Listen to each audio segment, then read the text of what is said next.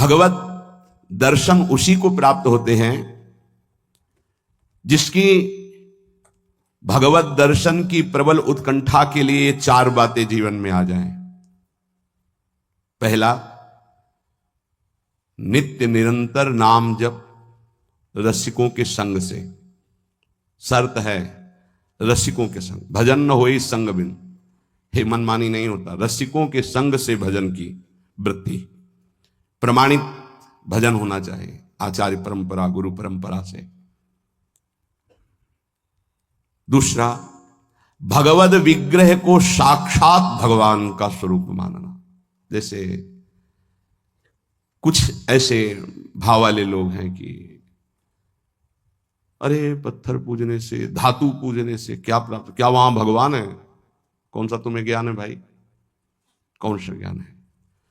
जब सर्वम खलमिदम ब्रह्म, तो ये तो अवतार है भगवान का, अर्चा अवतार। भगवान अवतरित होते हैं। जैसे हम छवि विराजमान किए, जब हम भाव सेवा करते तो भगवान छवि में आके विराजमान होते हैं, भगवान विग्रह में विराजमान होते हैं। ये श्रद्धा और विश्वास का विषय है, ये नास्तिक लोगों को समझ में नहीं आएगा। जिस मूर्ति को आप, जहां मूर्तिकार निर्माण कर रहा हो वहां देखो, उसी मूर्ति को पूज करके ब्रह्म प्राप्त, भगवत प्राप्त महापुरुष हो गए। प्रेमाश्रुओं से अभिषिक्त किया है। ये बाहर वालों की ऐसों की बातें न सुने, नहीं तो जो छोटी श्रद्धा वाले लोग होते हैं उनकी श्रद्धा नष्ट हो जाती है। अरे क्या है, ऐसे से ऐसा ना वो बोलते हैं, ना वो खाते हैं, ना देखते हैं, और ऐसे विराजमान। आपको क्या पता है आपका भाव है क्या? आप जानते नहीं हो। भाव आ जाएगा तो साथ चलते हैं, बोलते हैं, खाते हैं, देखते हैं, भाव का खेल। एक प्रसंग में एक ब्राह्मण बूढ़े के साथ एक जवान तीर्थ यात्रा में गया था। सारांश में बता रहे हैं। ब्राह्मण तीर्थ यात्रा का इच्छुक हुआ, पर उसको लगा कि मेरे बेटे तो हैं, पर धनी होने के कारण वो विलासिता में युक्त हैं, मेरे साथ तो चलेंगे नहीं। अगर कोई जवान आदमी मिल जाए, मुझे तीर्थ यात्रा करवाए, उसे कुछ भेंट पूजा दे देंगे। तो एक गरीब ब्राह्मण का जवान लड़का था, बात की तो उसने कहा हमारा भी सौभाग्य होगा कि तीर्थ यात्रा होगी और आप हमारे पिता तुल्य, आपकी सेवा होगी। समस्त तीर्थों में भ्रमण कराया। जब वृंदावन आए तो बहुत सेवा उसने की। उसका मन बहुत प्रसन्न हो गया। धनी का वृद्ध था तो गोपाल जी के दर्शन कर रहा था। उसने कहा वृंदावन को साक्षी करके, गोपाल जी महाराज सामने हैं, मैं बहुत प्रसन्न हुआ तुम्हारे ऊपर, तुमने इतनी सेवा की। एक बेटी ब्याह योग्य है, मैं तुम्हें ब्याह करवा दूंगा अपनी बेटी से। तो कहा देखो हमने तो नहीं कहा, तुमने कहा है ना, इस बात को ध्यान रखना, वहां जाके भूल मत जाना। ऐसा ही हुआ। सारांश में बताया। वो जब गांव पहुंचा तो वृद्ध की हिम्मत नहीं हुई अपने धनी बेटों से कह दे कि बहन का ब्याह उस गरीब के साथ कर दो। काफी दिन हो गए, कोई चर्चा नहीं, तो ब्याह की बात थी। उस गरीब ब्राह्मण ने जाके कहा बूढ़े ब्राह्मण से कि आपने कहा था भगवान के सामने कि अपनी बेटी का ब्याह तुम्हारे साथ कर देंगे। तो जवान बेटों के भय से उसने कहा मुझे याद नहीं ऐसा कुछ। याद नहीं? तुमने भगवान के सामने कहा था। वो कह रहे हो याद नहीं? तो बेटों ने कहा कि चलो भागो यहां से। भगवान के सामने कहा बुलाओ भगवान को, अगर साक्षी दे देंगे तो हम बहन का ब्याह कर देंगे। बोले पक्का? तो उनको पता था कि मूर्ति कोई बोलती थोड़ी, चलती थोड़ी। तो उनका हाँ पक्का। बोले पंचों के बीच में बोल दो। पहले गांव में पंचायत होती थी पिंड छुटाने के लिए कि अतरे दिन ये परेशान करेगा। तो उन्होंने कहा पंचों के सामने यदि ठाकुर जी आके गवाही दे दे तो ब्याह करवा देंगे। ओ गरीब आदमी जो कुछ था बेचा, फिर वृंदावन आया। ठाकुर जी गोपाल जी से कहा कि महाराज आपके सामने हमारे ब्याह की बात कही थी इस वृद्ध ब्राह्मण ने, आपको गवाही देना पड़ेगा तब हमारा ब्याह होगा। हाँ कौन सुने। समय हुआ, ठाकुर जी का शयन भोग लगा, पटबंद हो गए, वो बैठे ही रहे बाहर। वाह गोपाल जी महाराज, आप जब बोलोगे तभी हमारा ब्याह होगा और हम तभी यहां से जाएंगे जब आपको साक्षी दे। सब चले गए थे वकील। उसको विश्वास था भगवान है। अंदर से आवाज आई मूर्ति कहीं चलती है क्या कि चलकर साक्षी दे? बोले महाराज मूर्ति बोलती थोड़ी है, आपने बोला ना तो आओ निकल के बाहर। अब उनके लिए कोई पर्दा है क्या? ललित त्रिभंगी वैसे। बोले देखो यार अब तुम्हारे प्रेम के कारण हम बाहर तो निकल आए, तुम उसको यहीं बुला दो, हम यहीं साक्षी। बोले महाराज वो नहीं आएगा, हमारा ब्याह रुक जाएगा, आपको चलना पड़ेगा। बोले चल तो देंगे, लेकिन देखो हम वृंदावन के ठाकुर हैं, हमको तो अच्छा अच्छा माखन मिश्री और सब भगवान ले, बहानेबाजी। बोले महाराज हमें पता था कि आप भोग राग के लिए कहोगे, तो हमारे पास जो संपत्ति थी बेच के आए, खूब खवाते पियाते चलेंगे महाराज। बोले चलो अच्छा, देखो दृढ़ विश्वास। बोले महाराज हम जानेंगे कैसे कि आप आ रहे हो? बोले मेरे नूपुरों की ध्वनि सुनाई देगी, और देखो लौट कर जहां देख लोगे उससे आगे फिर हम नहीं जाएंगे। ठीक है महाराज, जब भोग लगाने का समय आएगा तो हम बोल देंगे, तब तुम हमारा भोग लगाना, और जब हम चलेंगे तो लौट कर पीछे नहीं देखोगे। ठीक है महाराज। अपने प्रांत पहुंचे, उड़ीसा प्रांत। गांव जब नजदीक रह गया तो सोचा मुड़ के तो देखे, केवल पायले धुनी है, ठाकुर जी भी है। मुड़ के देखा तो श्याम घन साक्षात प्रभु। प्रभु ने कहा देखो तुमने वादा तोड़ दिया, अब हम यहां से नहीं जाएंगे। बोले महाराज अब तो कोई बात नहीं। गांव में दौड़ के गया, गोपाल जी आए, प्रभु आए साक्षी देने के लिए मेरे ब्याह के लिए। पूरा नगर दौड़ पड़ा, पंचायत के सब ने देखा प्रभु विराजमान। अब किसी की हिम्मत थोड़ी थी कि पूछ ले, जबरदस्ती उस बुढ़े से कहा ब्याह करो भगवान वृंदावन से साक्षी। आज भी साक्षी गोपाल के रूप में भगवान विराजमान। क्या हुआ? जिसे तुम मूर्ति समझते वो चल के उड़ीसा तक गए और गवाही दी। विठ्ठल भगवान बातचीत करते थे तुकाराम जी से, नामदेव जी से, इन बड़े बड़े संतों से।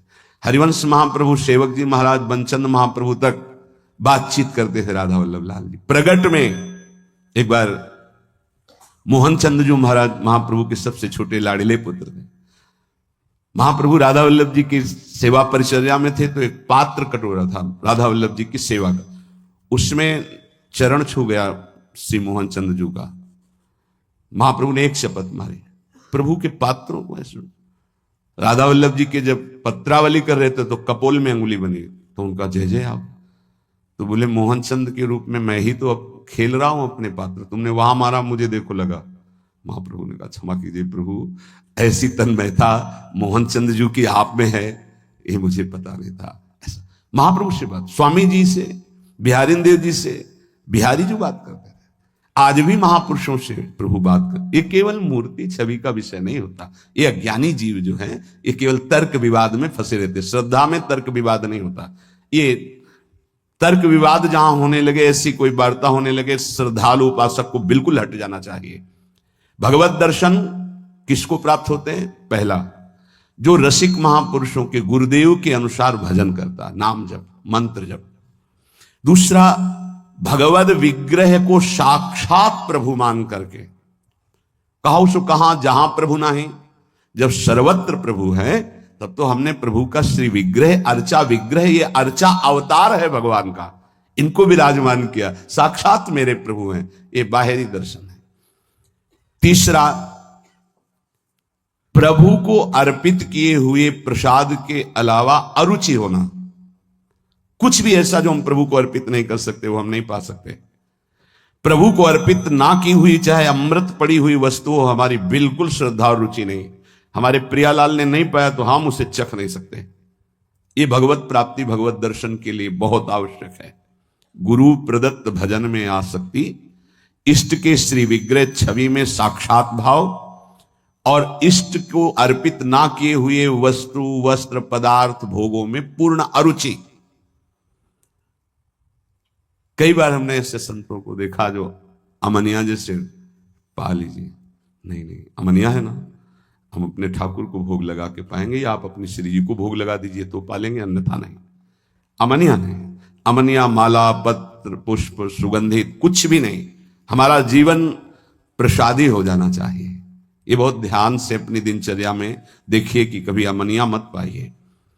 चौथा, सहनशील, ये बहुत आवश्यक है। बहुत सहनशील उपासक को होना चाहिए। जितना सहोगे उतनी भक्ति प्रकाशित होगी। सहत सहत बाढ़े भगति, गृह तनु गुरु हितगार। गुरुदेव को समर्पित जीवन और सहनशीलता, निश्चित भगवत दर्शन। चार बातों से निश्चित भगवत दर्शन हो जाता है। ये बहुत खास बात है जिसको धारण करना बहुत कठिन है, पर गुरु कृपा पात्र बहुत सरल ढंग से इसे निर्वाह कर ले जाता है। क्या? किसी से मतलब नहीं। इस मार्ग के उपासक किसी से मतलब नहीं। पहले तो कहा पीछे वाले में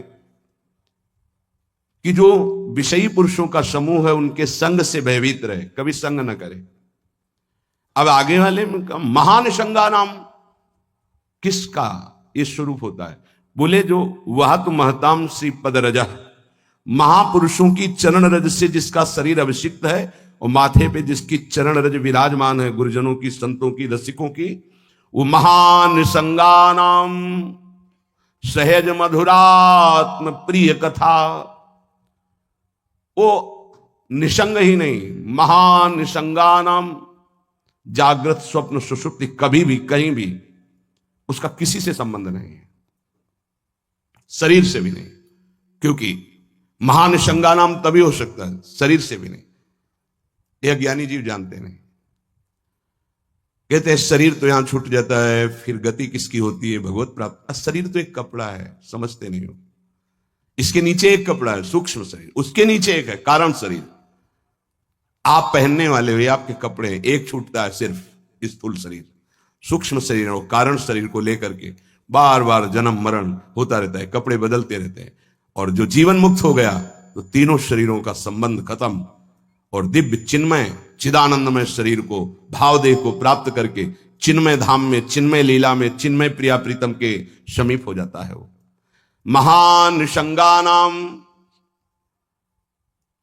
साधक का स्वभाव ऊपरी बड़ा ही रुक्ष होना चाहिए। साधक का रुक्ष, सबको ये लगना चाहिए कि बड़ा बेरुखा आदमी है ये, बच जाओगे। गोस्वामी जी ने भी लिखा है, गिरा अरथ जल बीच सम, कहियत भिन्न न भिन्न, बंदों सीता राम पद, जिन्हि परम प्रिय खिन्न, खिन्न मानसा। किसी से कोई संबंध नहीं। कोई बात करे तो उदासीन होकर बात करे, उसको रस ना मिल पावे, उसको प्रियता समझ में ना आ पावे। साधक की बात कह रहा हूं। आगे चल के तो सब जीवन सुख प्रीति रीति निभात अपनी, वो स्थिति आ जाती है। पर साधक को चाहिए वो अपना बाहरी स्वभाव उदासीन रखे, खिन्न रखे। ये हर समय बहुत चढ़ा के बात करते हैं, इनका तो कोई प्रेमवादी से लगना चाहिए। मुस्कुरा करके बात करना, ये आगे चलकर आता है। हंसी बोले बहुमान दे, बहुमान किसको दे रहा? आराध्य देव को। वो हंस किससे रहा? आराध्य देव से। साधक की हर समय स्थिति ऐसी नहीं होती। इसलिए उदासीन अति रही गोसाई, पूज्य श्री गोस्वामी जी महाराज कहते हैं साधक को उदासीन रहना चाहिए, बाहर से गंभीर, हंसी मजाक बातचीत गंभीर। सत्य बात तुम्हें बता दे, स्वीकार करो ना स्वीकार करो, आगे चलती है। उदासीनता, गंभीरता, खिन्नता ये साधक के स्वभाव में होनी चाहिए। बहुत मिलनुआ स्वभाव, हंसकर बात करना, ये आगे चलकर, अभी नहीं। उसको दबाओ उस वृत्ति को। बगल से कोई निकल गया, आपको राधे श्याम कहने की स्मृति उससे नहीं आनी चाहिए। कौन निकला आपको पता नहीं। दर्शन कर रहे हैं, कभी कभी यह भी पता नहीं चलता कि प्रभु पोशाक कौन धारण किए। अगर नेत्र में नेत्र मिले तो 1 घंटा दर्शन हुआ तो केवल नेत्रों का ही दर्शन हुआ। पत्रावली कपोल में कैसी बनी ये भी याद नहीं रहा। ऐसी होती है एकाग्रता। सत्संग सुनने गए तो सिर्फ वक्ता की मुखाकृति और वचन, आप बैठे आसपास आपके कौन बैठा आपको कोई परिचय नहीं। ऐसी महान निसंगता उपासक को चाहिए। ये कब आती है? जैसे जड़ भरत जी रघुगण को कहा कि महापुरुषों की चरण रज से अभिषिक्त होने पर ही यह ब्रह्मबोध होता है। प्रहलाद जी ने कहा निष्किंचना नाम न वृणीत यावत, जब तक निष्किंचन महापुरुषों की चरण रज नहीं लगेगी तब तक ऐसी निष्ठा नहीं होती जैसी मेरी है। शिरो में शोल्लासम वह तो महताम श्री पद रजा, ये महत पद रज कहां मिलेगी? हर कण वृंदावन का ये महापुरुषों की चरण रज, प्रियाजू की चरण रज महापुरुषों के आंसुओं से भींगा हुआ है। जहां की भी रज मिले उसे अपने धरोहर के रूप में, संपत्ति के रूप में, जैसे बहुत बड़ी क्या धरोहर, ये प्रिया प्रीतम की संपत्ति प्रेम संपत्ति प्रदान करने वाली, इसे आप लगाओगे तो आप सुरक्षित हो जाओगे। ये कवच है।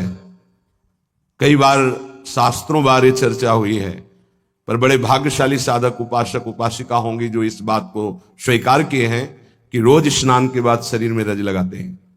ना करते हो तो फिर सुन लो, तुम्हारे हृदय को ये विकार तब तक जलाएंगे जब तक प्रेम रस के योग्य नहीं हो जाएगा। उस जलन को सहने के लिए ये सद्यो वशीकरण चूर्ण मनंत शक्तिम तम राधिका चरण रेणु मनुष्य मरामी, ये श्री जी की चरण रज है जो आपको संभालेगी, कवच का काम करेगी। आपके शरीर में चरण रज लगी रहनी चाहिए। बिल्कुल मान लीजिए, अगर ये मान लोगे तो बहुत बड़ी वस्तु आपको प्राप्त होगी। शरीर में वृंदावन की रज लगी है, शरीर छूट जाए तो भगवत प्राप्ति हो जाएगी। मान लीजिए, बहुत बड़ी बात है। धन्य है वो उपासक जो रजोपसेवी है, रज लगाते हैं। एक ब्रजवासी आए, उन्होंने प्रश्न किया कि आपके जुगल उपासना में तो काली बिंदी लगती है, आप क्यों नहीं लगाते हैं? श्री कहते हैं उसे, काली बिंदी और सिंदूर की बिंदी। पूज्य श्री सदगुरुदेव भगवान ने आदेश किया, त्रिपुंड लगाते थे जब शरणागति का, कि हम आचार्य आज्ञा से चलते हैं। आचार्य ने पत्र में लिखा था, वृंदावन रजोपसेवी जोरी सुमिरन बाचनो, वृंदावन नित्य विहार चंदन लेनो। तो रजोपसेवी जोरी है तो रज का तिलक है, और बिहार चंदन जो प्रसादी है वो ये लगा है। बस वो कोई वृंदावन की वस्तु नहीं है जो काली टिक्की है, ये वृंदावन की रज और वृंदावनेश्वरी का प्रसादी चंदन, इसके से। तो ब्रह्मा जी भी आकर कहें तो हमारी समझ में नहीं आएगा, क्योंकि गुरु के वाक्य के आगे किसी का नहीं। वृंदावन रजरानी, वृंदावन वृंदावनेश्वरी, इनमें हमारी अनन्य आसक्ति हो जाए।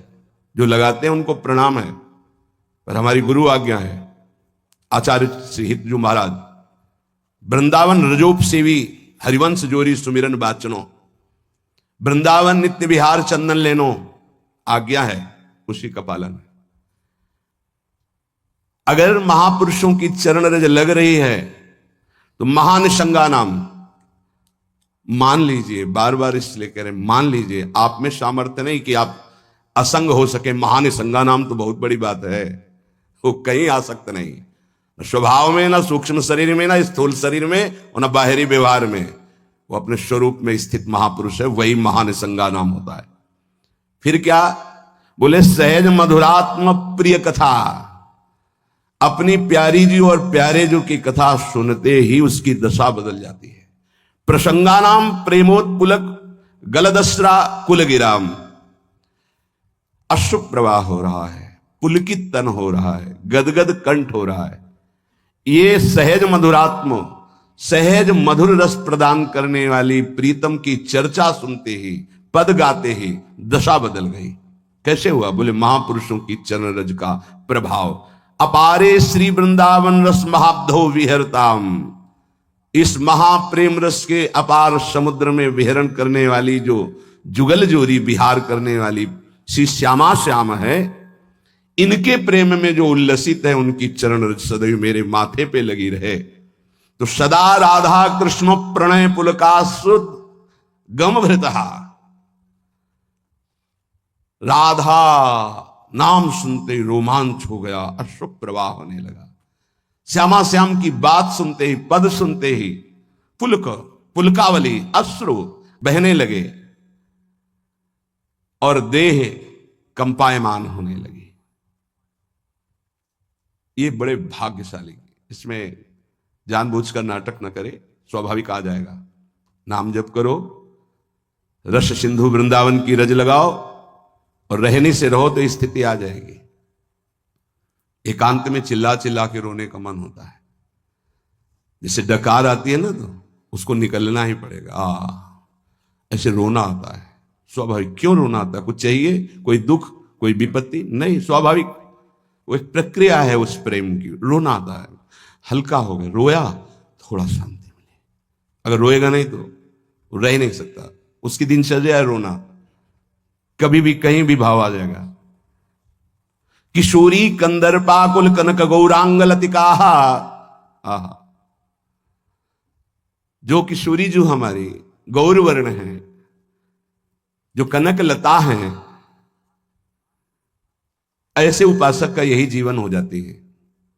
जीवन का तात्पर्य प्रसाद सृग वस्त्राभरण कृत भूषा प्रणयनो, वो इनके प्रसाद से प्राण पोषण करता है। इनके चरणामृत की ही वो वृत्ति साधना है। हमारा साधन बल क्या है? इनका चरणामृत। वस्त्राभरण, कोई भी वस्त्र बिना प्रसादी के लाडली जी का, गुरुदेव का शरीर पे नहीं धारण। नवीन वस्त्र को देखा गुरुदेव भगवान कैसे प्रसादी करते हैं।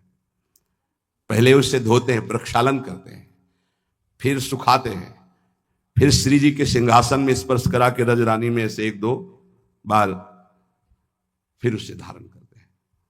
श्री जी का पहले धोते हैं नया वस्त्र, श्री जी के सिंहासन को अर्पित करके फिर रजरानी में 1-2 बार लोट लगा के उस वस्त्र को फिर धारण करते हैं। वस्त्राभरण प्रसाद, प्रसाद स्वरूप ही हमारा भोजन है। प्रसाद चरणामृत, प्रसाद वस्त्र आभरण, प्रसादी माला, प्रसादी पुष्प, प्रसादी इत्र, इनका बड़ा आदर करें। श्री जी का प्रसाद, यही हमारा जीवन है।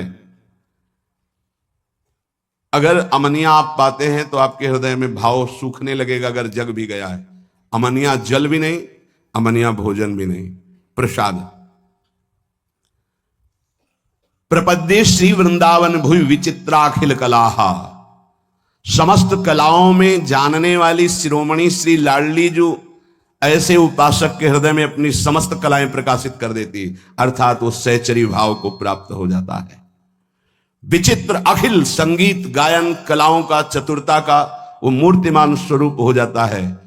ऐसे में वृंदावन की भूमि में उन प्रेमी जनों का आश्रय लेता हूं जो ऐसे जिनका जीवन हो गया है महानिशंगा नाम, किसी से संपर्क नहीं, और श्री जी के प्रति किशोरी कंदर्पाकुल कनक गौरांग लतिका, जो गौरांगी श्री प्रिया जो हैं, लाडली जो हैं, जो श्याम तमाल की कनक बेल की तरह विराजमान हैं, ऐसी श्री स्वामिनी जी के प्रसादी से ही जिसका जीवन यापन होता है।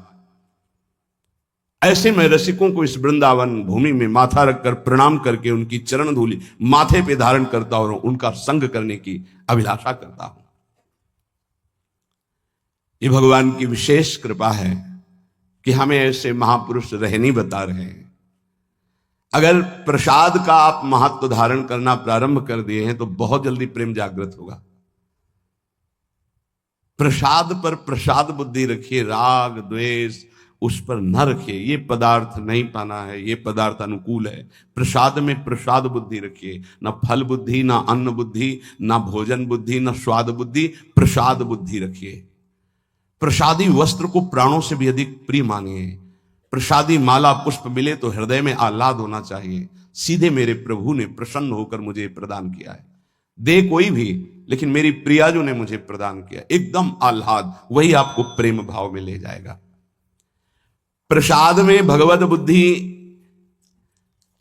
बहुत ही पवित्र हृदय में होती, नहीं तो प्राय नहीं होते। प्रसाद देखते ही अच्छा श्री जी का प्रसाद, ओह वाह, पुलकावली हो जाना।